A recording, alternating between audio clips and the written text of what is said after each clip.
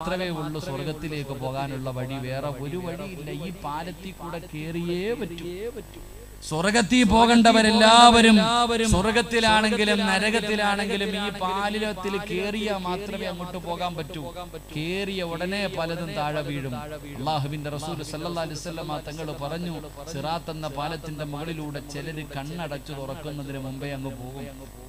ചിലരൊക്കെ ആകാശത്ത് കൊല്ലിയാനടിക്കണുണ്ടല്ലോ, പ്രകാശത്തിന്റെ വേഗതയിൽ ചിലര് പോകും.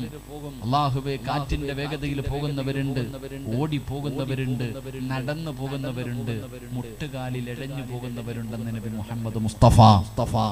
നബി മുഹമ്മദ് മുസ്തഫ ആ മുട്ടുകാലിലെങ്കിലും പോകുന്നവരുടെ കൂട്ടത്തിൽ അള്ളാഹു നമ്മളെ പെടുത്തുമാറാകട്ടെ.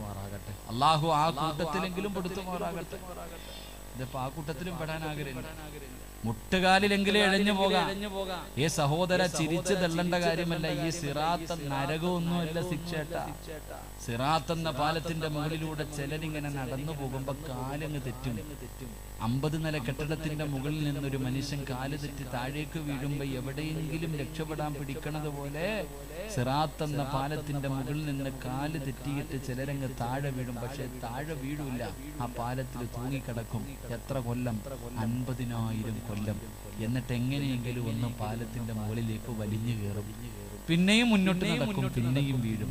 അവൻ ചെയ്ത പാപത്തിനനുസരിച്ച് ചിലര് നരകത്തിൽ വീഴാതെ അവിടെ തൂങ്ങിക്കിടന്നിട്ട് അവന്റെ പാപത്തിന്റെ അനുഭവിക്കുമെന്ന് ഹദീസിലുണ്ട്. അള്ളാഹു കാത്തിരക്ഷിക്കുമാറാകട്ടെ.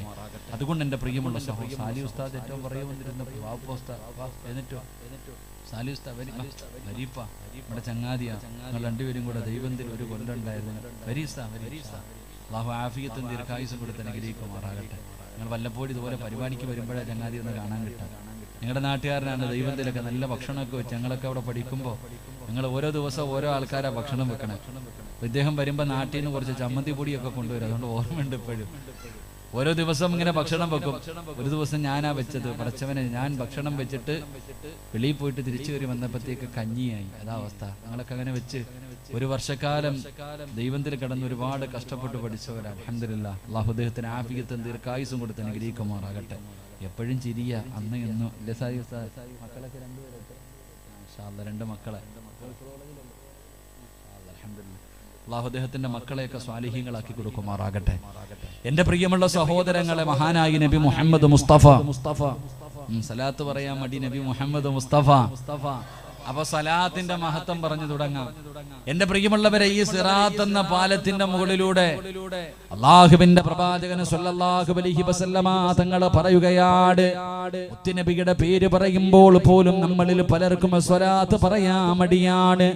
എന്തുകൊണ്ടാണെന്നറിയില്ല, പലരുടെയും നാവങ്ങ് പൊങ്ങാറില്ല. അല്ലാഹുവിന്റെ ശാപം കിട്ടുമെന്ന് പറഞ്ഞിട്ട് പോലും മനസ്സില്ലാത്തവര് ഈ നരകത്തിന്റെ മുകളിലൂടെ വലിച്ചു കെട്ടിയിരിക്കുന്ന സിറാത്ത് എന്ന പാലം കടന്നിട്ടേ നിനക്ക് സ്വർഗത്തിൽ പോകാൻ കഴിയൂ. അല്ലാഹുവിന്റെ പ്രവാചകൻ പറഞ്ഞ ഒറ്റ ഹദീസ് പറയാ, മുത്തുനബി പറഞ്ഞു തന്ന ഒരു ഹദീസ് പറയാ. മഹാനായ നബി മുഹമ്മദ് മുസ്തഫ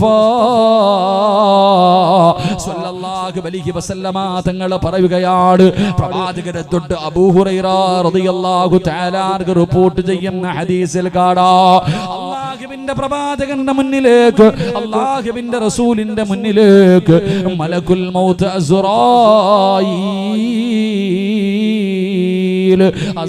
എന്ന് പറയുന്ന മലക്ക് കടന്നു വരികയാണ്. മുത്തുനബിയുടെ ചാരത്തേക്ക് കടന്നു വന്നു. അതാ അസ്റായീൽ എന്ന മലക്ക് പറയുന്നു, യാ റസൂലല്ലാഹ്, അല്ലാഹുവിന്റെ നബിയേ, എനിക്ക് അങ്ങയോടൊരു കാര്യം പറയാനുണ്ട് നബിയേ. മുത്തുനബിയോട് പറയുകയാണ്, എനിക്കൊരു സന്തോഷ വാർത്ത പറയാനുണ്ട് നബിയേ. അല്ലാഹുവിന്റെ പ്രവാചകൻ ചോദിക്കുന്നു, അസ്റായീലേ, എന്താണ് നിനക്ക് പറയാനുള്ളത്? എന്താണ് നിനക്ക് പറയാനുള്ളത്? യാ റസൂലല്ലാഹ്, മുത്തുനബിയോട് പറഞ്ഞു കൊടുക്കുന്ന നബിയേ, ഏതെങ്കിലും ഒരു മനുഷ്യനുണ്ടല്ലോ, ഏതെങ്കിലും ഏതെങ്കിലും ഒരു മനുഷ്യനുണ്ടല്ലോ അങ്ങയുടെ പേരിൽ എല്ലാ ദിവസവും മുടങ്ങാതെ 10 സ്വലാത്ത് പറഞ്ഞാൽ അല്ലാഹുവിന്റെ പ്രവാചകനോട് എന്റെയും നിങ്ങളുടെയും റൂഹ് പിടിക്കുന്ന മലക്കു പറഞ്ഞു കൊടുക്കുകയാ, നബിയേ അങ്ങയുടെ പേരിൽ ഏതെങ്കിലും ഒരു മനുഷ്യന് മുടങ്ങാതെ എല്ലാ ദിവസവും ഏതെങ്കിലും ഒരു മനുഷ്യൻ സ്വല്ലല്ലാഹു അലാ മുഹമ്മദ് സ്വല്ലല്ലാഹു അലൈഹി വസല്ലം മുത്തുനബിയുടെ പേരിൽ മുടങ്ങാതെ 100 വേണ്ട, 1000 വേണ്ട, 10000 വേണ്ട, ലക്ഷം വേണ്ട, അല്ലാഹുവിന്റെ റസൂലിന്റെ പേരിൽ രാവിലെ ഉറക്കത്തിൽ നിന്ന് എഴുന്നേറ്റ് വൈകുന്നേരം കിടപ്പറയിൽ പോയി കിടന്നുറങ്ങുന്നതിന് മുമ്പ് ഏതെങ്കിലും ഒരു മനുഷ്യന് 10 പ്രാവശ്യം സ്വലാത്ത് പറഞ്ഞോൾ നബിയേ അവന് കിട്ടുന്ന പ്രതിഫലം എന്തെന്നറിയുമോ? മുത്തുനബിയുടെ പേരിൽ സ്വലാത്ത് പറയാൻ മടിക്കുന്ന സമുദായമേ, അല്ലാഹുവിന്റെ പ്രവാചകനോട് മലക്കുൽ മൗത്ത് എന്ന മലക്ക് പറയുകയാ, അസ്റായിൽ എന്ന മലക്ക് പറയുകയാ, യാ റസൂലല്ലാഹ് അവന്റെ റൂഹ് പിടിക്കുന്നത് എങ്ങനെയാണെന്നറിയുമോ നബിയേ? അങ്ങയുടെ പേരിൽ സ്വലാത്ത് പറയുന്നവൻ അവന്റെ റൂഹ് പിടിക്കുന്നത് എങ്ങനെയെന്നറിയുമോ നബിയേ? അൻഅഖ്ബിദു റൂഹഹു കമാ അഖ്ബിദുൽ അർവാഹിൽ അംബിയാ. മുത്തുനബിയുടെ പേരിൽ സ്വലാത്ത് പറഞ്ഞാൽ അല്ലാഹുവേ ആ മനുഷ്യന്റെ മരണം എങ്ങനെയെന്നറിയുമോ? അവന്റെ സക്കറാത്തിന്റെ അവസ്ഥ എങ്ങനെയെന്നറിയുമോ? ആദം നബി മുതൽ അസ്റഫുൽ ഖൽഖായ തങ്ങൾ വരെയുള്ള 1,24,000 പരം വരുന്ന അംബിയാ മുർസലീങ്ങൾ ഉണ്ടല്ലോ, പ്രവാചകന്മാരുണ്ടല്ലോ. ആദം നബിയും നൂഹ് നബിയും മൂസാ നബിയും ഇബ്രാഹിം നബിയും ദാവൂദ് നബിയും യഅ്കൂബ് നബിയും യൂനുസ് നബിയും യൂസുഫ് നബിയും സുലൈമാൻ നബിയും ഹാറൂൻ നബിയും യഹ്യാ നബിയും ഈസാ നബി ഉൾപ്പെടെ ഈ പ്രവാചകന്മാരുടെ റൂഹ് പിടിച്ചതുപോലെ എണ്ണയ്ക്കകത്ത് നൂലിട്ടിട്ട് വലിച്ചെടുക്കുന്നത് പോലെ യാ റസൂലല്ലാഹ് അങ്ങയുടെ പേരിൽ സ്വലാത്ത് പറയുന്ന മനുഷ്യനുണ്ടല്ലോ അവന്റെ മരണവേദന കുറച്ചു കൊടുക്കും നബിയേ. അവന് മരണവേദന അധികം അറിയാത്ത രീതിയിൽ അവന്റെ റൂഹ് പിടിക്കും നബിയേ. ഇത് അല്ലാഹു തരുന്ന പ്രതിഫലമല്ലേ?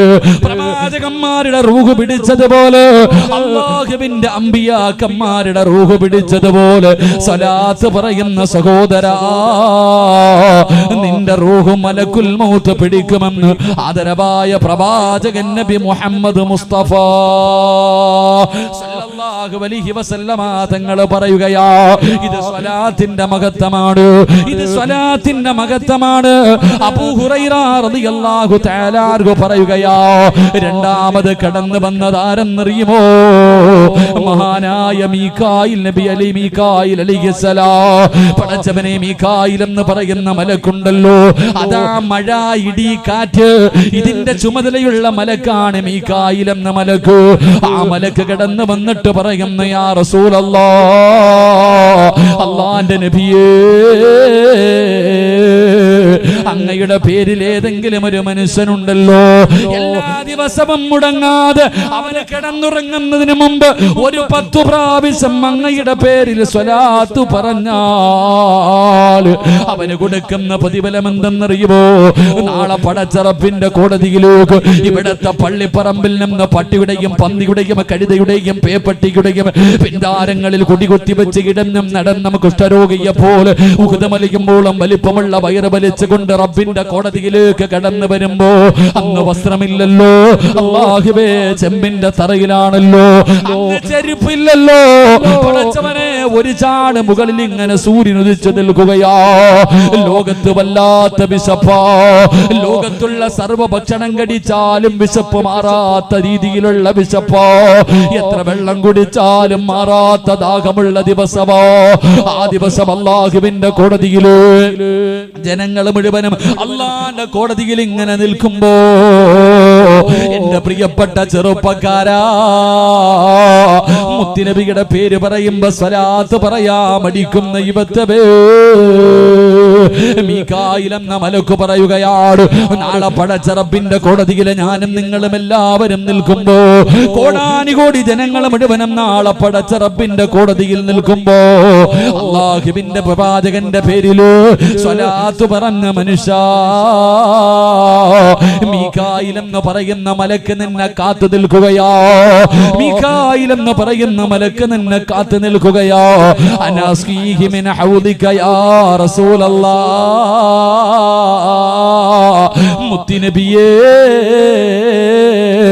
അങ്ങയുടെ പേരില് സ്വലാത്ത് പറഞ്ഞ മനുഷ്യനുണ്ടല്ലോ, അവന് നാളെ ഹൗദുൽ കൗസറിലെ വെള്ളം ഞാൻ കുടിപ്പിക്കും നബിയേ. ഹൗദുൽ കൗസറിലെ വെള്ളം കൊണ്ട് മീകായിൽ എന്ന് പറയുന്ന മലക്ക് നാളെ പടച്ച റബ്ബിന്റെ കോടതിയിൽ നിന്നെ കാത്തു നിൽക്കുകയാ. ഇത് അല്ലാഹു നിനക്ക് തരുന്ന പ്രതിഫലമാണ്. മൂന്നാമത്തെ പ്രതിഫലം എന്തെന്നറിയുമോ? മഹാനായി ഇസ്രാഫീൽ അലൈഹിസ്സലാം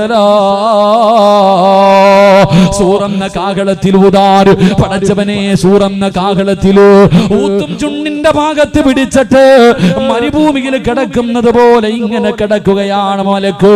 അല്ലാഹുവിന്റെ കൽപ്പന എത്തിയാൽ അതാ സൂറന്ന കാഹളത്തിൽ ഊതാൻ ആ മലക്ക് തയ്യാറായിരിക്കുകയാണ്.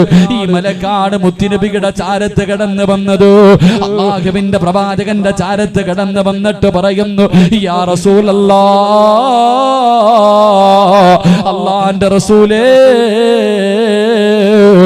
ഏതെങ്കിലും ഒരു മനുഷ്യൻ പടച്ച റബ്ബ്, ഏതെങ്കിലും ഒരു മനുഷ്യനുണ്ടല്ലോ മുത്തുനബിയുടെ പേരില് 10 പ്രാവശ്യം എല്ലാ ദിവസവും സ്വലാത്ത് പറഞ്ഞാല്, മുത്തുനബിയുടെ പേരില് എല്ലാ ദിവസവും ഒരു 10 സ്വലാത്ത് പറഞ്ഞാൽ അല്ലാഹു തരുന്ന പ്രതിഫലം എന്തെന്നറിയുമോ?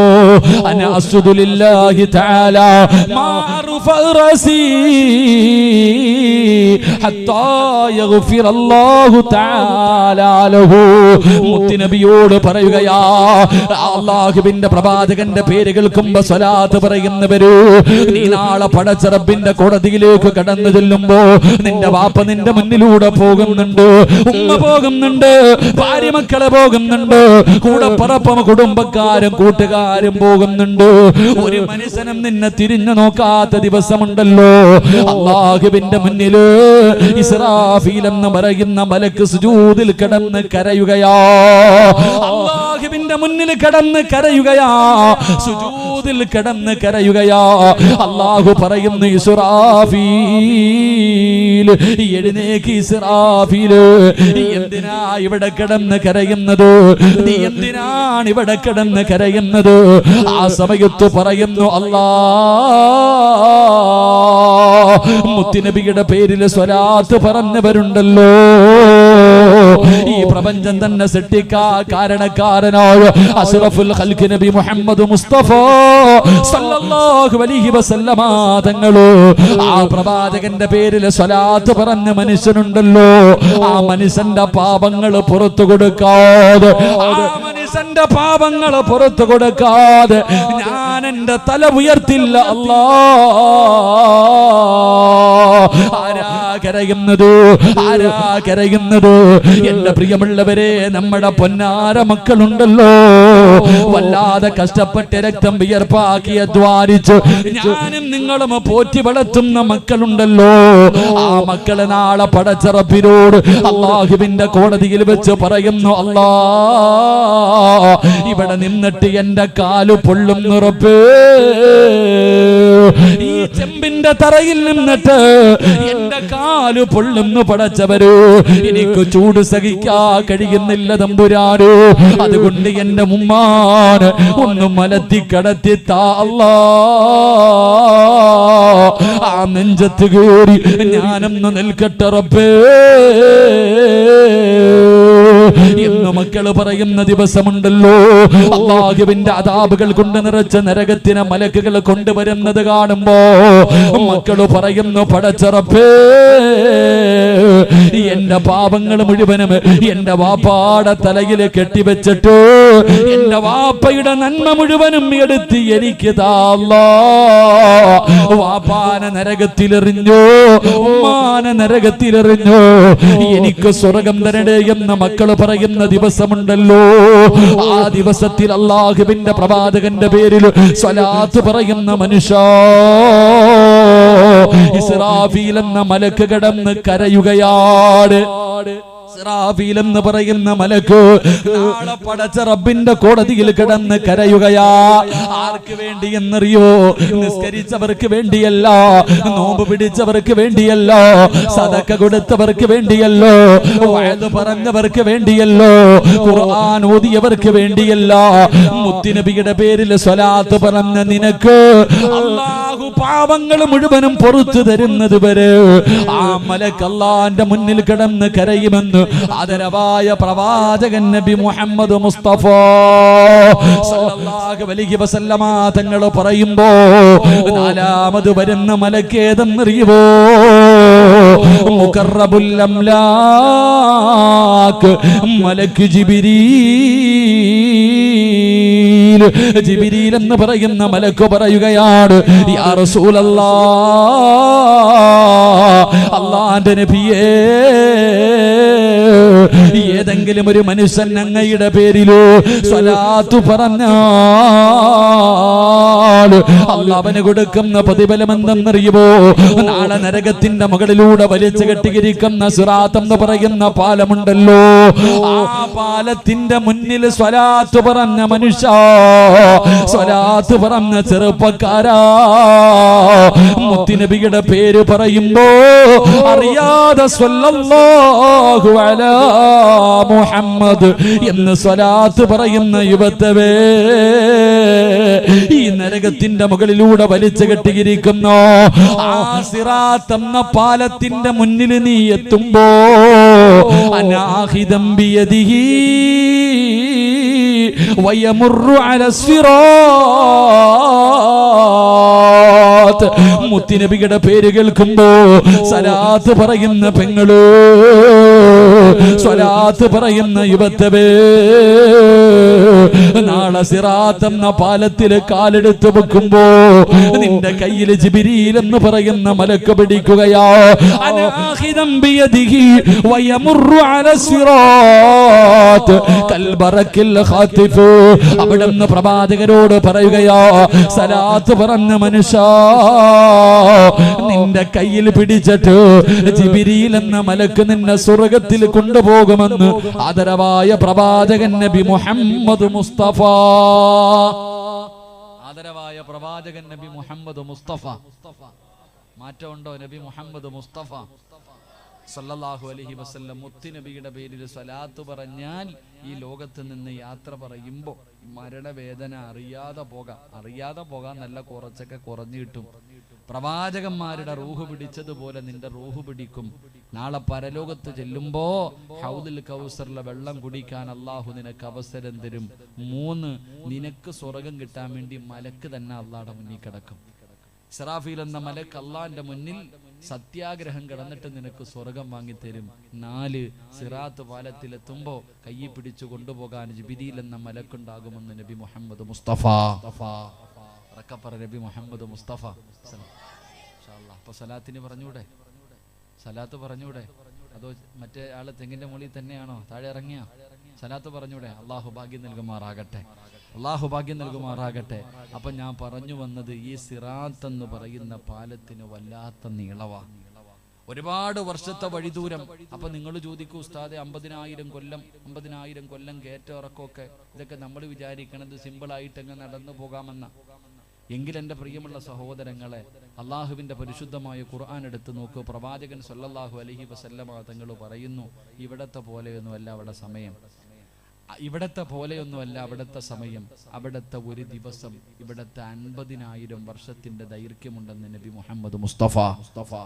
അവിടത്തെ ഒരു ദിവസം ഇവിടത്തെ 50,000 കൊല്ലത്തിന്റെ ദൈർഘ്യം. അപ്പൊ അങ്ങനെ ഒന്ന് ചിന്തിച്ച് നോക്കിക്കേ, ഈ സിറാത്ത് പാലം കടന്ന് സ്വർഗത്തിലെത്തണമെങ്കിൽ തന്നെ എത്ര പതിറ്റാണ്ടുകൾ വേണ്ടി വരും. അപ്പൊ റസൂലുള്ളാഹി സ്വല്ലല്ലാഹി അലൈഹി വസല്ലമ തങ്ങളോട് സഹാബത്ത് ചോദിച്ചു, നബിയെ ഇപ്പൊ ഇത്രയും ദൂരമുള്ള ഈ പാലം ഇപ്പൊ എങ്ങനെ നടന്നു പോകാം? ഈ സിറാത്ത് എന്ന് പറയുന്ന പാലം ഇത്രയും ദൂരമുണ്ടല്ലോ, കോടാനി കോടി വർഷം സഞ്ചരിച്ചാലും തീരാത്ത ഈ പാലത്തിന്റെ മുകളിലൂടെ എങ്ങനെയാണ് നടന്നു പോകുന്നത്? ആ സമയത്ത് പ്രവാചകൻ സല്ലല്ലാഹു അലൈഹി വസല്ലമ തങ്ങൾ പറഞ്ഞു, 6 സ്ഥലങ്ങളിലേക്ക് ആരെങ്കിലും നടന്നു പോയാൽ, ഈ ഭൂമിയിലെ 6 സ്ഥലങ്ങളിലേക്ക് അള്ളാഹു തന്ന കാലുകൊണ്ട് നടന്നു പോയാൽ, ആ കാല് നാളെ സിറാത്ത് എന്ന പാലത്തിൽ എടുത്തു വെക്കുമ്പോ ലക്ഷക്കണക്കിന് കിലോമീറ്ററുകൾ ഇങ്ങനെ മറിഞ്ഞുകൊണ്ടിരിക്കും. ഒറ്റ കാല് വെക്കുമ്പോൾ തന്നെ എത്രയോ കിലോമീറ്ററുകൾ മറിയും. അങ്ങനെ ആ മനുഷ്യൻ സ്വർഗത്തിലേക്ക് പെട്ടെന്ന് കടന്നു പോകുമെന്ന് ആദരവായ പ്രവാചകൻ നബി മുഹമ്മദ് മുസ്തഫ സല്ലല്ലാഹു അലൈഹി വസല്ലം. അല്ലാഹു സുബ്ഹാനഹു വ തആല ഈ 6 സ്ഥലങ്ങൾ പഠിക്കാൻ അല്ലാഹു ഭാഗ്യം നൽകുമാറാകട്ടെ. അപ്പൊ ഈ ദുനിയാവിലെ 6 സ്ഥലങ്ങളിലേക്ക് നടന്നു പോയാൽ ആ കാല് നാളെ തെറ്റൂല. എടുത്തു വെച്ചാൽ ലക്ഷക്കണക്കിന് കിലോമീറ്ററുകൾ ഒറ്റ കാലിൽ തന്നെ മറിയും.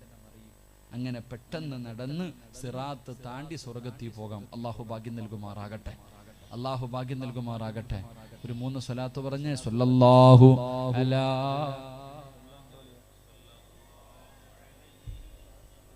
സ്വല്ലല്ലാഹു അലാ മുഹമ്മദ് സ്വല്ലല്ലാഹു അലൈഹി വസല്ലം.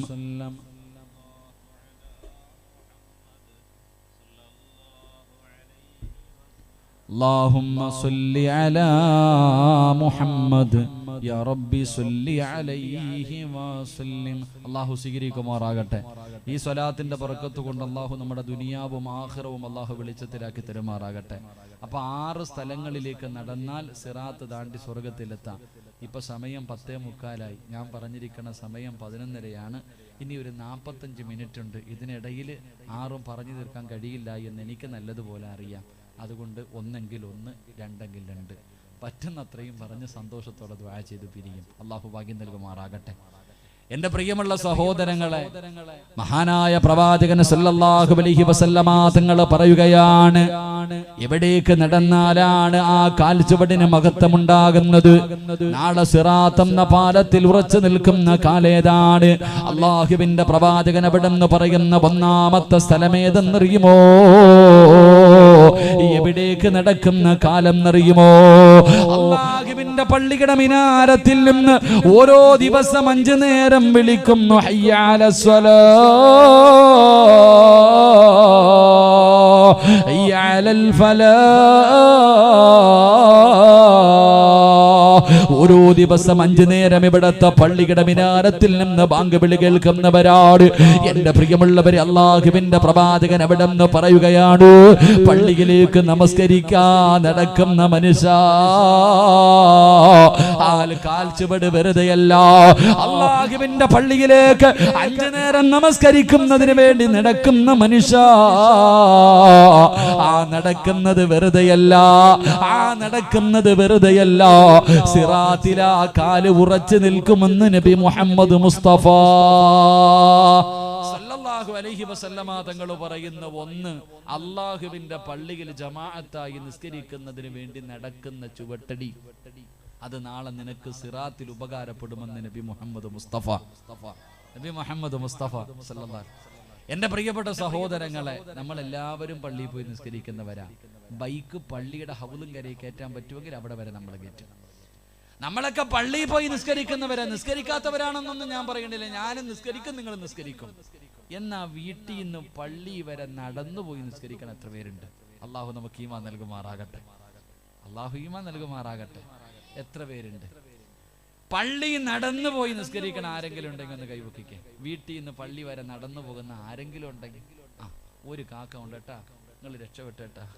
പള്ളിയിലേക്ക് നടന്നു പോകാം. നമ്മളോ പള്ളിക്കകത്ത് കയറ്റാൻ പറ്റുമെങ്കിൽ വണ്ടി അതിനകത്ത് കയറ്റും. എവിടെ? ഹൗലും കരയിലോട്ട് അങ്ങോട്ട് ഇറക്കിയിട്ട് ഇതാ അവസ്ഥ. എത്ര പേരുണ്ട് നടക്കുക? എന്റെ പ്രിയമുള്ള സഹോദരങ്ങൾ, ഇതൊന്നും വെറുതെ പറഞ്ഞല്ലോ, ഇതൊന്നും വെറുതെ പറഞ്ഞല്ല. പള്ളിയിലേക്ക് നടക്കണം സഹോദര. വാപ്പമാരോടൊക്കെ പറയുന്നത്, നിങ്ങളുടെ പള്ളിയുടെ പുറത്തെങ്കിലും ഒരു അല്പെങ്കിലും മാറ്റി ബൈക്ക് വെച്ചിട്ട് നടക്ക്. ആ കാൽ ചുവടിന് പ്രതിഫലമുണ്ട്. ആ കാൽ ചുവടിന് പ്രതിഫലമുണ്ട്. നാളെ സിറാത്ത് എന്ന പാലത്തിൽ നീ ഇങ്ങനെ എടുത്തങ്ങിട്ട് വെക്കുമ്പോ കിലോമീറ്ററുകൾ മറിയും. നിനക്ക് പെട്ടെന്ന് സ്വർഗത്തിലെത്താൻ അത് ഉപകാരപ്പെടുമെന്ന് നബി മുഹമ്മദ് മുസ്തഫ സല്ലല്ലാഹു. എൻ്റെ പ്രിയപ്പെട്ട സഹോദരങ്ങൾ, 1400 വർഷങ്ങൾക്ക് മുമ്പ് മുത്തുനബി പറഞ്ഞു, നിങ്ങൾ നടന്നുപോ. ശാസ്ത്രം പറയുന്നു, ഇന്ന് ഏകദേശമുള്ള എല്ലാ രോഗങ്ങളും, പ്രഷറും ഷുഗറൊക്കെ ഉള്ള ഒരുപാട് മഹാന്മാരുണ്ടല്ലോ. സഹോദരങ്ങളെ, നിങ്ങളുടെ രോഗം മാറാനുള്ള ഒരു എളുപ്പ വഴിയായിട്ട് യൂട്യൂബിലൊക്കെ കയറി നോക്കിയാൽ കാണാം. ഒരു ഒറ്റമൂലി പറയുന്നുണ്ട്, ചെരുപ്പിടാതെ കല്ലിന്റെ മുകളിലൂടെ 10 മിനിറ്റ് നടന്നാൽ മതി, രോഗം മാറും. ചെരുപ്പിടാതെ കല്ലിന്റെ മുകളിലൂടെ 10 മിനിറ്റ് നടന്നാൽ, എൻ്റെ പ്രിയമുള്ളവരെ, നമ്മുടെ കാലിൻ്റെ അടിയിൽ കല്ലുകളൊക്കെ ഇങ്ങനെ കൊള്ളുമ്പോൾ ബ്ലഡ് സർക്കുലേഷനൊക്കെ കറക്റ്റായിട്ട് നടക്കും. പല രോഗങ്ങളും മാറുമെന്ന് ഇപ്പം ശാസ്ത്രം കണ്ടുപിടിച്ചു. 1400 വർഷങ്ങൾക്ക് മുമ്പ് മുത്തുനബി പറഞ്ഞു, പള്ളിയിലേക്ക് നടന്നുപോ, നിങ്ങൾക്ക് പ്രതിഫലമുണ്ടെന്ന് നബി മുഹമ്മദ് മുസ്തഫ സല്ലല്ലാഹു. എൻ്റെ പ്രിയമുള്ള സഹോദരങ്ങളെ, പള്ളിയിലേക്ക് നടന്നുപോ. അള്ളാഹു നിനക്ക് ആഫിയത്തും ആരോഗ്യം നൽകിയല്ലോ. നടക്ക്, എക്സസൈസ് ആണല്ലോ. അതുകൊണ്ട് നിനക്ക് ഒരുപാട് പ്രയോജനമുണ്ടല്ലോ. ഉസ്താദ് ഇത് പറയുമ്പോ അള്ളാന്റെ പള്ളിയുടെ ചാരത്ത് പള്ളിക്കകത്ത് ഇഖാമത്ത് കൊടുക്കുന്നത് കേൾക്കാം, ഉസ്താദ് സൂറത്ത് ഓതുന്നത് കേൾക്കാം, ഫാത്തിഹ ഓതുന്നത് കേൾക്കാം, ദുആ ചെയ്യുന്നത് കേൾക്കാം. എന്നാലും പോകില്ല. പള്ളിയുടെ പരിസരത്ത് കിടന്നിട്ട് വയ്യ, ആർക്കും വയ്യ, നടക്കാനൊന്നും വയ്യ.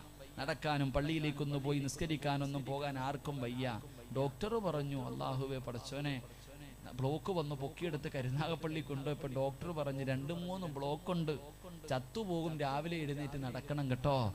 രാവിലെ എഴുന്നേറ്റ് ഒരു 10 മിനിറ്റ്, ഒരു 15 മിനിറ്റ് നടന്നില്ലെങ്കിൽ നീ ചത്തുപോകുമെന്ന് ഏതെങ്കിലും ഒരു ഡോക്ടർ പറഞ്ഞാൽ, അല്ലാഹുവേ, 4 മണിക്ക് ഭാര്യ അലാറം വെച്ചിട്ട് ഭാര്യ എഴുന്നേക്കും. എന്നിട്ട് ഭർത്താവിനെ വിളിക്കും, വാ കാക്ക എഴുന്നേക്ക്, നമുക്ക് നടക്കാൻ പോകാം. എന്നിട്ട് ഭാര്യ ഭർത്താവിനോട് പറയാ, നിങ്ങൾ ഒറ്റയ്ക്ക് പോകണ്ട, ഞാനും വരാൻ കൂട്ടിന്. ഭർത്താവ് രാവിലെ നടക്കാം, ഭാര്യ കൂട്ട്. കയ്യിലൊരു കമ്പ്, പട്ടി വന്നാ തല്ലാൻ. അല്ലാഹു ഈമാൻ നൽകുമാറാകട്ടെ. എവിടെ എത്തി? അല്ല പറഞ്ഞ കേൾക്കൂല. ഏതെങ്കിലും ഒരുത്തൻ ചാകൂന്ന് പറഞ്ഞാൽ നമ്മൾ ഓടും, ഇല്ലേ സഹോദര? എടാ, നിനക്ക് സമയമായാലേ മരിക്കത്തുള്ളൂ. ഞാൻ ചോദിക്കട്ടെ, ഈ കൊളസ്ട്രോളും പ്രഷറൊക്കെ വരുമ്പോൾ ഡോക്ടർമാർ, ഞാൻ എടുത്തുപോയി, ഞാൻ എപ്പോഴും ചിന്തിക്കാറുണ്ട്, 150 എങ്ങാണ്ടല്ലേ ഇപ്പൊ കൊളസ്ട്രോൾ കൂടുതൽ. എന്താ മീൻ എത്ര 150 എത്ര കൂടുതൽ? കൊളസ്ട്രോള് കൂടുതൽ എത്രപ്പാ? ലേലം വിളിയ കൊളസ്ട്രോള് കൂടുതൽ എത്ര? 150 ഇല്ലേ? 200. ഇത് 200 കൂടുതലാണെന്ന് ആര് പറഞ്ഞ്? അല്ലാഹ് പറഞ്ഞ? റസൂലുള്ളാഹി പറഞ്ഞ? ഏതെങ്കിലും ഹദീസിലുണ്ടോ? ഇല്ല, ഡോക്ടർമാര് പറഞ്ഞു. നമുക്ക് അവന്മാരെ വിശ്വാസം. എന്റെ പൊന്നു സഹോദരങ്ങളെ, സിറാജിന് അല്ലാഹു ഉമ്മയുടെ വയറ്റിൽ കിടന്നപ്പോൾ ഒരു സമയം എഴുതിയിട്ടുണ്ട്, ആ സമയത്തെ ഞാൻ മരിക്കത്തുള്ളൂ, എനിക്ക്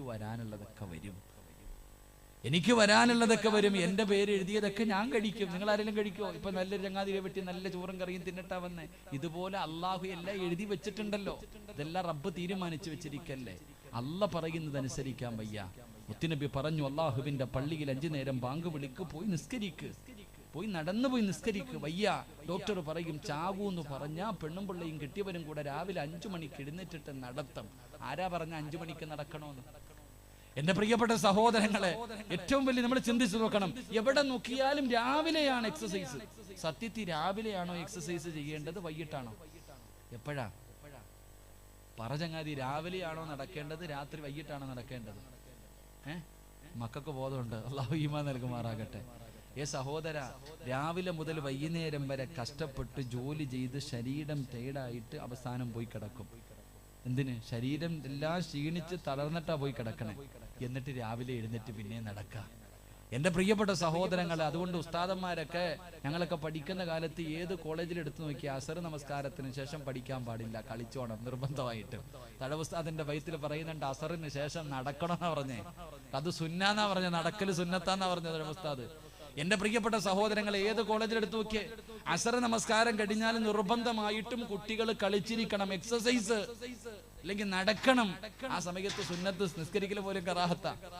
അസർ നമസ്കാരത്തിന് ശേഷം നിസ്കരിക്കൽ പോലും കറാഹത്ത്. അന്നത്തെ ഫറദ്, ഇന്നത്തെ അസർ നിസ്കാരമല്ലാതെ.